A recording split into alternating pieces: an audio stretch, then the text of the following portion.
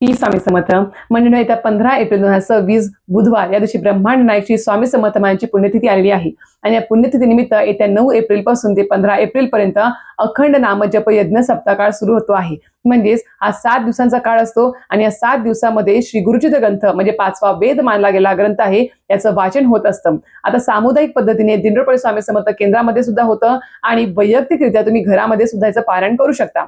पण हे पारायण करत असताना खूप लोकांना प्रश्न पडतो आहे की ताई, याचं पारायण जे आहे गुरुचित ग्रंथाचं ते कोण कोण करू शकतं, म्हणजे सगळेजण करू शकतात का? तर हो, सगळेजण याचं पारायण करू शकतात. ज्यांना लिहिता वाचता येतं ती प्रत्येक व्यक्ती हे पारायण करू शकते.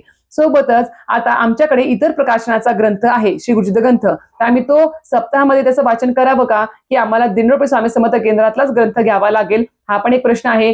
गरोदर महिलांनी या पारायणासाठी बसावे का किंवा वाचन करावं का? आणि अजून एक महत्वाचं म्हणजे किंवा अजून कुठले असे नियम आहेत जे आम्ही पाळायलाच पाहिजे आहेत, जेणेकरून आम्हाला या पारायणाचे संपूर्ण फळप्राप्ती होऊ शकेल. तर नक्कीच याबद्दल संपूर्ण माहिती हवी असेल तर नक्कीच माझे YouTube चॅनल शीतल स्वामी सेवा चॅनल व्हिजिट करा. तर संपूर्ण माहितीचा व्हिडिओ आलेला आहे, लिंक तुम्हाला व्हिडिओच्या खाली भेटून जाईल.